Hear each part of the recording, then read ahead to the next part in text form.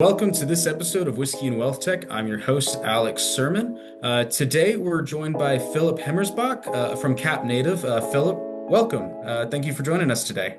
Thank you, Alex. A pleasure to be here today with you. Excellent. So let's start with introduce yourself a little bit, and then we'll jump into this special whiskey that we have to drink today. Yes, so thank you again. I do hope and believe I'm probably the first German joining your podcast. So happy to introduce myself. I'm Philipp Hemmersbach, CEO and co-founder of Kapnative. We're in Hamburg located private markets platform with the particular focus in our DNA to actually vet private market funds. So that's the quick introduction to me and our firm.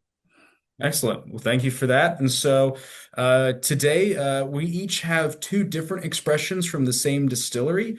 And so we are drinking Glenfiddich, which is a very well-known, Highland Speyside single malt. And so I'm drinking the 15-year-old Solera cask, which is an interesting way of doing whiskey. So they take whiskey, dump it into a giant vat, and then allow that to marinate essentially together over time. So that way you have a really consistent flavor over time, and you're not getting too many differences release to release because you're just continually adding new whiskey while taking out old whiskey. And so it's really interesting. But Philip, which expression do you have from Glenfiddich? Yeah, I have this, as you actually pointed out to me in advance, very specific and special pure malt bottle here. It was actually a gift by my grandparents, so I was not even aware that it's a more special bottle. So I'm very much looking forward to have the first sip as I just decided to take it after you pointed out that it's very special. Excellent. Then we won't let you wait any longer. Let's dive into it. Yeah, cheers. Cheers.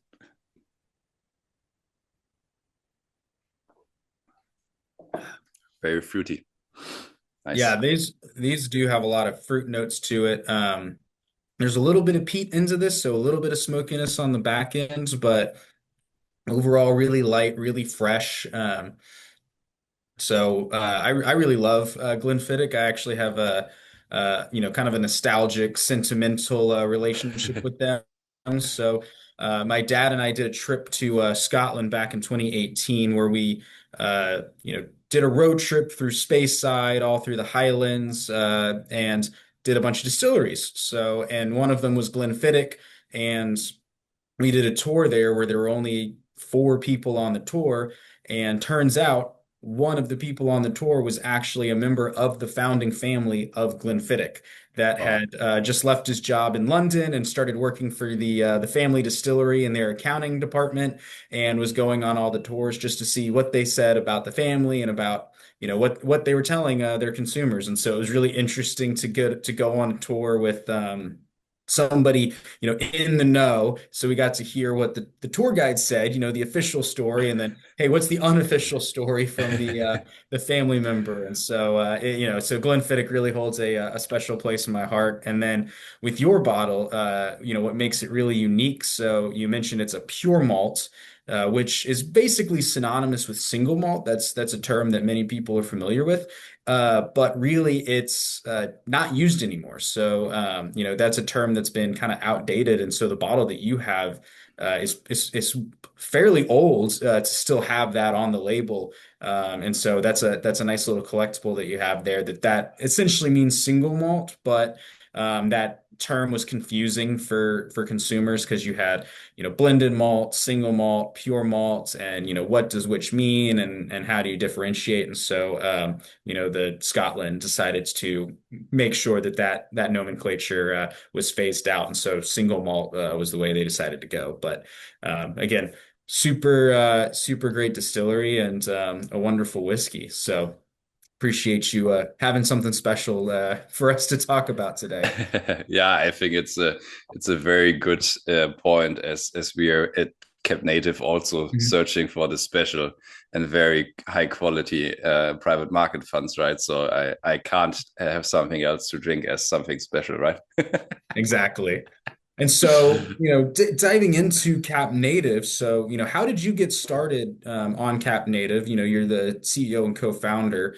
So how did you get started? And then really, what are the main pains in the market that you're addressing with your solutions?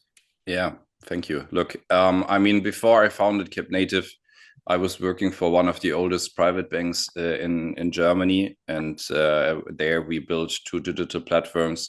One was primarily focused on wealth aggregation, and through this wealth aggregation solution, I was in contact with wealth managers, family offices, and wealthy individuals, and all of them stated kind of they have their difficulties in understanding private markets, had some very bad experience in the past through investing in shipping, art, or media funds, lost lots of money, ended in front of courts. And Mhm. based on that, I actually decided, okay, it seems like private markets, generally wise, are kind of broken when it comes to investing and identifying good funds. And this is actually what's in our DNA and the vision of Kapnative. We want to actually change how transparency is built in private markets. And with that, if you compare like to the liquid markets, you have Bloomberg, you have like Morningstar. And what we actually see as something that is still lacking is actually someone that is independently vetting the quality of private market funds and actually showing the funds that are actually really bringing a premium compared to the liquid benchmark. And yeah, we are in the perfect time for that because AI just entered in, and this helps a lot, right? Absolutely. So you're really sitting at that crossroads of being able to help people evaluate these private market funds, really understand better what they're investing in. I know there's a lot of movement and asset allocation towards private markets. That's something we've talked about on this podcast before, talked about a lot in the industry. And so you're really there to help people understand what they're consuming and what their options are. So that's a huge pain point to your point that people are dealing with. And so hearing that directly from the end investor certainly helps validate that.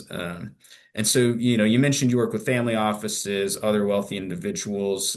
What other kind of financial institutions do you support right now? And how does your solution meet their different needs? Yeah, I mean, you're completely right with pointing out that they're like very different needs depending on the specific customer type you're actually dealing with. So typically, as of today, we have lots of relationships with foundations, family offices, wealth managers, and we tend also to move into the direction of connections with custodian banks as well as like typical private banks. And I think the big point here is that every type of these customers has a completely different maturity degree when it comes to knowledge and experience with private markets. So while Mhm. it's like wealth managers and independent financial advisors are very early in their stage to look at private markets, currently identifying if they're even prepared to add private markets, whilst their clients are already that far. You need to actually help them to actually discover like educational material to explain what's a good due diligence and all of this like aspects of teaching someone to become native, so the native in Kapnative. And so then we have the family offices and let's say probably also more mature banks as well as institutional investors, which are obviously already more used to investing in private markets because it's kind of part of the asset allocation already. And Mhm. for them, we actually doubled down since a couple of months on digitizing all the processes we have built to actually vet private market funds in our outsourced CIO business for the investors and advisors that are not so sophisticated today. Mhm. And this is something we see that also gains lots of interest next to deciding, okay, I'm outsourcing private markets to someone that is doing that day by day. There are obviously the companies that are very used to investing, but reporting demand is increasing. Delayed allocations cause a loss in profits, and these firms are now considering to actually speed up their due diligence processes, increase the data quality, and there we actually come in with our AI solution. So generally wise, to wrap that up, so we have very different stages of private market knowledge depending on the specific client type, and we can be seen very much as a very modular system that can be used depending on in which stage you are, with the core DNA really to have this knowledge of institutional due diligence in private markets. Okay, so you're really meeting, the firm where they're at rather than, kind of modeling your solutions for a particular type of client. You're able to be flexible and say, okay, depending on where you are in this, level of maturity, here's how we can best support you. And you mentioned AI agents a couple times already, and so I wanted to dig into that a little bit. You talked about now that you're adding in AI agents, that's making things a lot more efficient and how you're actually vetting these firms. So tell us a little bit about that and how you're leveraging that to really differentiate yourself in the market. Yeah. So coming from the allocator side and basically still being on the allocator side for our OCIO business, we have experienced firsthand in this firm, but also in the firms our co-founders and investment committee has worked before, how difficult private market due diligence actually is. And sometimes even this takes 2 to 4 months to actually come to let's say a good data aggregation and investment committee decision. So based on this, we actually decided that this is something that needs changing for the future, as the, let's say, difference in between good performance and bad performance is increasing a lot. We have seen also massive growth in the fund offering. So this means like we have a very high demanding and growing offering side, whilst performance spread is also increasing. So there needs to be something that is actually addressing these issues to be successfully investing in private markets. And that's how we came across building AI agents on the various levels of doing due diligence on private market funds. So actually it starts pretty simple with automating due diligence questionnaires, which actually sometimes already takes 4 to 6 weeks for product suppliers, so GPs, to actually fill out the individual DDQs. Then the next step is obviously that the data in the DDQs need to be validated and checked, so that you're actually starting your due diligence as an investor on the right database that is really correct, and you're not bringing something to the investment committee that is actually based on wrong information. So this is also a very important step, actually the data validation and cross-checking. Whilst then another point which remains very difficult and very important in the same time in private markets is actually the financial modeling. So our experience is that there's a highly high demand for actually remodeling all financial metrics you may get presented with in your due diligence, as you can't be sure that everything is correctly presented to you. So this is what we address as well with AI agents. So starting with due diligence questionnaires, automation, moving to modeling all financial metrics that are needed. So from TVPI, DPI, public market equivalent. So everything that is needed to actually bring you into the position of a confident decision investing in something is actually now able to be automated by AI and controlled by a human analyst with experience. After these 2 steps are done, you're obviously then adding it together into an investment memorandum, where AI can also obviously support processing these investment memorandums faster. So typically it takes, after you had all of this heavy lifting already, quite a while to write your notes for the different categories of your analysis, and then actually presenting it in front of the investment committee takes a lot of time. So there we have actually built an AI agent that is supporting the analyst to actually write the notes for the investment memorandum, so for the investment committee, actually in a good way of actually speeding up the whole due diligence process and bringing the human into the position of using his experience and brain for the tasks that are more important than the generic, always again happening processes every time you do a new fund due diligence, for example. Okay, so you're really using these agents for the whole data life cycle of, from validating data to then writing the memorandums, and that way, the analyst, instead of doing a bunch of busy work, just a bunch of, validation stuff, they're really able to add value where they're the expert, to your point, and able to check that information, make sure it's correct before it gets to the investment committee. So keeping that human in the loop while making sure that that human is really being as efficient as they possibly can. Yes. So giving you a concrete example, what took formally like 4 weeks to fill out a DDQ takes probably today, if you have uploaded all necessary data, just 10 to 15 minutes. And then Wow. obviously, yes, you need to correct it and check that the AI gave the right answers. But the heavy lifting, looking through 300-page long documents to actually find answers to your DDQ, these times are gone. You can now focus on what actually adds value to do the manager selection correct and analyze the benchmarking of the fund performance. So all aspects that are very important can be done now by the analyst, whilst he's not longer focusing too much on like generic tasks.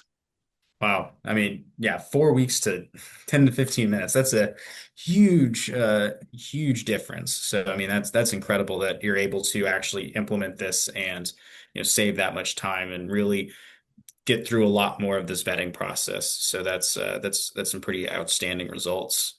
So we've talked a lot about, AI and private markets. Those are big trends in today's world in, investment management. And so I'm curious, you're, a founder of a company, you're very on the cutting edge of technology. What are some other trends that you're seeing coming down the line, around wealth management, wealth tech? What else should we be looking out for? Yeah, I mean, I think something that is already moving further since a couple of years is definitely the margin pressure from the ETF side. I think we see that in Germany. That like the high quality advisory becomes more and more important because investing itself is basically more becoming a commodity, at least when it comes to investing in the liquid markets. So there we actually have the full circles drawn. Private markets are part of this actually extension of advisory quality because this is something that is complex to actually invest in. So a good chance for advisors to actually avoid the margin pressure on the ETF side. So adding value through communicating and giving access to private markets supports that. What I personally see as a more global thing that will happen for sure is the AI usage in the general overall communication when it comes to everything related to finances. I mean, I still have this imagination that I don't need to actually log into my different banking apps to understand how much money is there and what's the forecast and things like that. So in my mind, AI will actually bring us into the position where like the advisors are more there for the good like relationshiping and the very complex task, and everything else pretty much will be handled automatically by AI. And I mean, we have seen already the growth in AI voices communicating with like the human without the human actually understanding that it's not longer the human that communicates, it's the AI. So I think this will actually increases, and yeah, AI probably will give you the better answers wherever you are in the world if you have questions to your reporting or whatsoever. So I think this is a big changing in the relationship and how finances can be transported to end customers actually. Finally, I think there's a big trend, at least in Europe, and I assume in the States it was already happening with semi-liquid private market access. So I think this is also something that is pretty much driving innovation. So I think these are already quite massive impact points on the financial industry.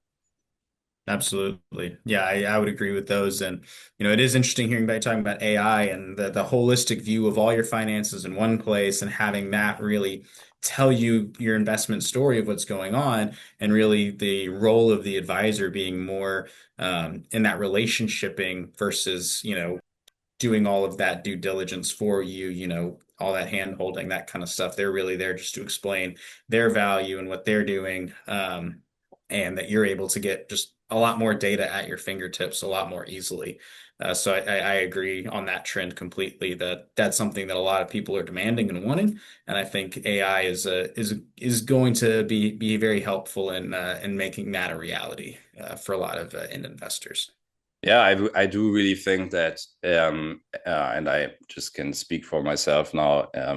I'm really not like interested in talking to a human anymore for very like easy task, right? So I just Mhm. want to get things done. And if I have something that is a bit more complex, then I do like to talk to someone which is actually speaking the same language.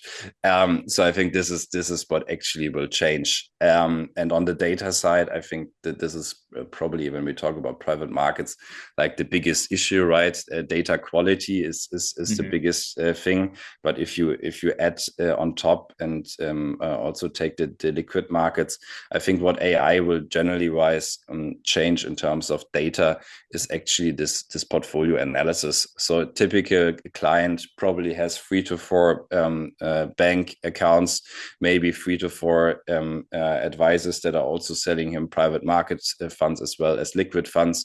And having AI now actually being in the position to analyze crossovers also in portfolios is something that will also increase, in my opinion, to support actually the better portfolio allocation.